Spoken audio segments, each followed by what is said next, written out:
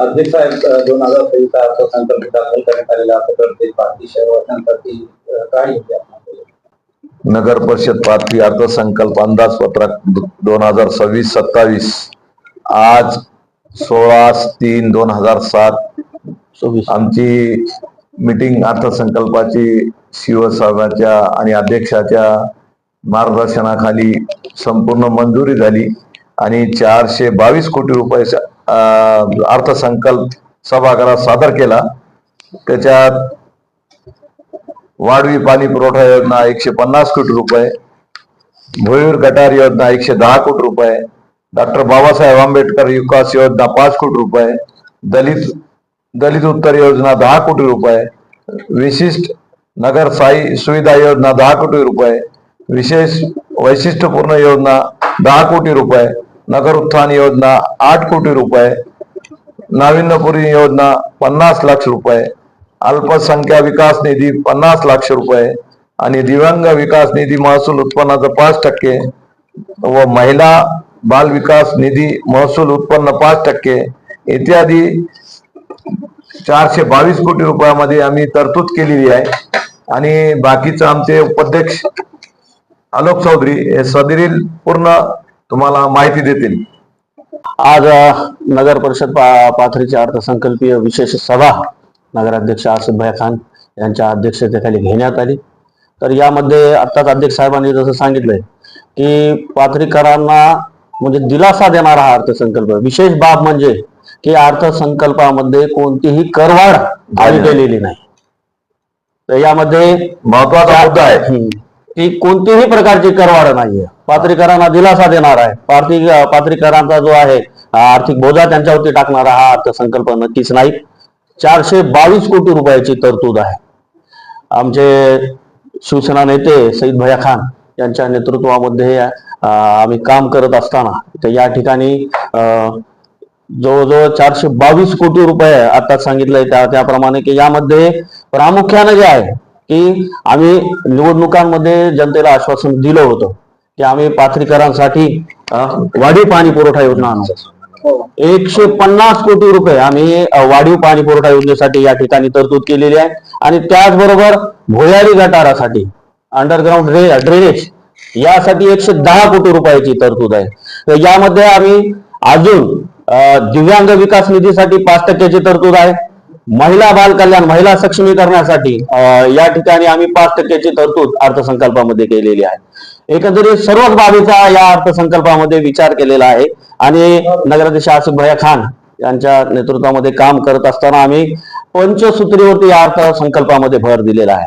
या पंचसूत्रीमध्ये स्वच्छता, शुद्ध पाणी पुरवठा, दर्जेदार रस्ते, दिवाबत्ती व्यवस्था आणि पाथरीकरांचं उत्तम आरोग्य यावरती ही आमची पंचसूत्री आधारित आहे। स्वच्छ, सुंदर व हरित पाथरी यासाठी सुद्धा आमचा या अर्थसंकल्पातून प्रयत्न आहे। आणि या अर्थसंकल्प हा कोणत्या प्रभागापुरता नाही, तो संपूर्ण पाथरी शहराचा यामध्ये या अर्थसंकल्पामध्ये विचार केलेला आहे। नगर परिषदेच्या उत्पन्नातील शासकीय अनुदानाचा कर वसुली व मालमत्तातून जो निधी उभारला जातो याचा योग्य विनियोग करण्याचा या अर्थसंकल्पातून आमचा प्रयत्न आहे। या अर्थसंकल्पामध्ये विशेष करून या अर्थसंकल्पाला आम्हाला अपेक्षित होतं की विरोधी पक्ष जो आहे तो ह्या अर्थसंकल्पामध्ये पाथरी शहराच्या विकासामध्ये नक्कीच या ठिकाणी योगदान देईल, अर्थसंकल्पाला सहकार्य करेल, परंतु त्यांनी सहकार्याची भूमिका कोणतीही घेतलेली नाही। विरोधी पक्षामध्ये 17 वर्ष ज्यांनी राज्याच्या विधानसभेमध्ये प्रतिनिधित्व केलं असे सदस्य असताना आम्हाला वाटलं कुठेतरी विकास कामाला ते नक्कीच सहकार्य करतील, परंतु त्यांनी असहकार्याची भूमिका घेतलेली आहे। वास्तविक पाहता त्यांनी या सदस्यांनी आजच्या बैठकीला उपस्थित राहायला पाहिजे होतं, परंतु त्यांनी या बैठकीला उपस्थित नाहीत। परंतु आजचा हा अर्थसंकल्प नक्कीच आम्ही विकास काम पाथरीचं थांबणार नाही। सईद भैया खान यांच्या नेतृत्वामध्ये विकास चालू आहे। आसिफ भैया खान नगराध्यक्षांना आमचे सर्व नगरसेवक अगदी पाथरी शहराचे विकासासाठी रात्रंदिवस प्रयत्न करत आहेत।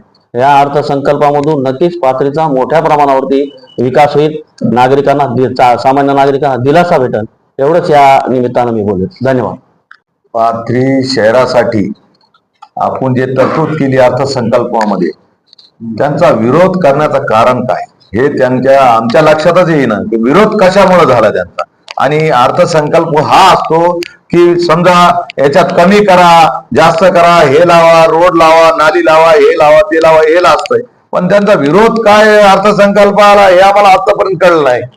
आणि मीटिंग मध्ये न येणं, अर्थसंकल्पामध्ये खोडा घालणं, हे आजपासून त्यांना सुरुवात केली.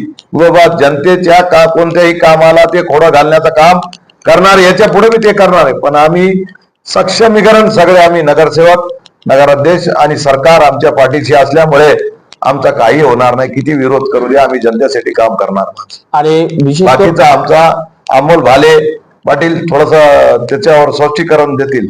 भाले पाटील सांगा थोडं. शहराचा अर्थसंकल्प सर्वप्रथम पाथरी शहरातील नागरिकांना मी एक आवाहन करतो. गेल्या 35 वर्षांपासून पाथरी नगरपालिकेचा अर्थसंकल्प कसा असतो हे तुम्हाला आजपर्यंत पाहायला मिळालं नाही. या नगरपालिका निवडणुकांमध्ये आपण खरा लोकशाहीचा अधिकार आपण स्वतःला दिला आणि शिवसेनेची सत्ता या ठिकाणी आली.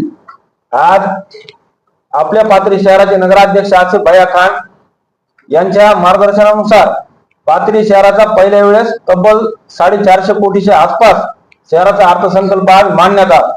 या ठिकाणी काँग्रेसचे 12 नगरसेवक मुद्दामून या अर्थसंकल्पाच्या मीटिंगसाठी गैरहजर राहिले. जसं आपले नगराध्यक्ष उपनगराध्यक्षांनी सांगितलं की यांचं कारण काय. आज शहरातील नागरिकांना या आजच्या पत्रकार परिषदेच्या माध्यमातून मी एक आवाहन करतो, आपण या 12 नगरसेवकांना विचारावं की शहराचा विकास तुम्ही गेल्या 35 वर्षामध्ये तुमच्या नेत्याने आणि तुम्ही केला नाही. आज कुठंतरी विकास शहराचा होत आहे आणि शहराचा अर्थसंकल्प म्हणजे अर्थसंकल्प काय असतो. येणाऱ्या वर्षभरामध्ये आपल्याला शहरासाठी करावायची कामं त्या अर्थसंकल्पामध्ये नमूद केले. ते अध्यक्ष साहेबांनी आणि उपाध्यक्ष साहेबांनी सांगितले. पण शोकांतिका एक आहे की तुम्ही शहराच्या विकासाच्या कामामध्ये खोडा घालण्याचं काम करत आहात. मी या पत्रकार परिषदेच्या माध्यमातून एक विनंती करीन त्या 12 नगरसेवकांना की किमान शहराच्या विकासाच्या संदर्भात जी मीटिंग आहे आणि येणाऱ्या काळामध्ये आपण सहकार्य ठेवतात, किमान आपल्या शहराचा विकास महाराष्ट्रामध्ये नंबर 1 ची आपली नगरपालिका आपल्याला स्वच्छतेच्या बाबतीत करायची. प्रत्येक क्षेत्रामध्ये आपल्याला दिव्यांग असेल, महिला असतील, युवक असतील, प्रत्येक नागरिकाच्या हाताला काम द्यायचे, शहर स्वच्छ करायचे. यासाठी आपल्या सर्वांचं सहकार्य लागेल. आज जी घटना घडली यासाठी आम्ही आमचे नगराध्यक्ष आणि मी म्हणतो शहरातील सर्वच नागरिक या घटनेचा तीव्रपणे आम्ही निश्चित व्यक्त करतो. कारण आपण विकास आराखड्यात खोडा घालू नये. आपल्याला सोबत राहून पुढे भविष्यामध्ये काम करायचे. तुम्हालाही लोकांनी निवडून दिले आणि आम्हालाही निवडून दिले. नगराध्यक्ष शिवसेनेच्या या ठिकाणी बॉडी बसलेली विकासाच्या बाबतीमध्ये तुम्ही अध्यक्ष साहेबाला त्या ठिकाणी साहेबांनी सांगितलं बाबा ह्यामध्ये तुम्ही दुरुस्ती करा की शहरामध्ये आपल्याला हे करायचे, आपल्याला ही गोष्ट नाही, ही गोष्ट केली तर आपल्या शहराचा कुठेतरी विकास होईल. हे न करता तुम्ही डायरेक्ट अर्थसंकल्पाला विरोध केला. त्या गोष्टीचा आम्हाला खेद आहे. याच्या पुढे असं होऊ नये अशी मी विनंती करतो. थांबतो. आता जसं नगरसेवक भाले पाटील सांगत होते त्याप्रमाणे किंवा आमच्या नगराध्यक्षाच्या नेतृत्वामध्ये आम्ही नगरपालिकेमध्ये आता काम करतो, आमचं विकासाला प्राधान्य.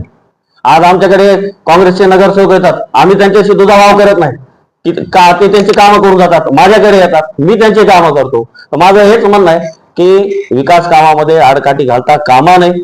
तुम्ही या आजच्या बैठकीला तुम्ही यायलाच पाहिजे होतं. शहराचा अर्थसंकल्प होता, तुम्ही तुमचं म्हणणं सादर करायचं होतं, तुमच्या सूचना तुम्ही द्यायला पाहिजे होता, परंतु तुम्ही आला नाहीत. परंतु त्यामुळे सुद्धा पाथरीचा विकास थांबणार नाही. आमचं पारदर्शक काम चालू आहे. आज मी सुद्धा माझ्या सभागृहाचा सदस्य होतो. आता त्याच्या आधी कित्येक जण या सभागृहामध्ये नगरसेवक राहिलेले, माजी नगरसेवक राहिलेले. आज कोणीतरी पाहिलं का अशी पत्रकार परिषद होती, जाहीर नगर परिषदेचा अर्थसंकल्प म्हणजे दाखवला जातोय, सांगितला जातोय, असं कधी झालं का? हा प्रथमच होत आहे. नगराध्यक्ष आसिफ भैया खान यांच्या नेतृत्वामध्ये आम्ही जनतेशी बांधिलकी आहे, ज्या विश्वासाने जनतेने आम्हाला इथं सेवा करण्याची संधी दिली त्याला पात्र ठरण्याचा आमचा दिवसेंदिवस प्रयत्न चालू आहे. आज हा अर्थसंकल्प सांगणं हाच आहे की आम्ही काय करतोय, एका वर्षात पुढच्या वर्षाची प्लॅनिंग काय हे आम्ही जनतेला सांगतो.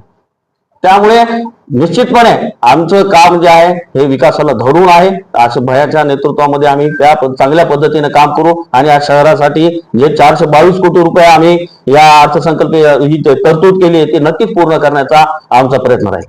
धन्यवाद.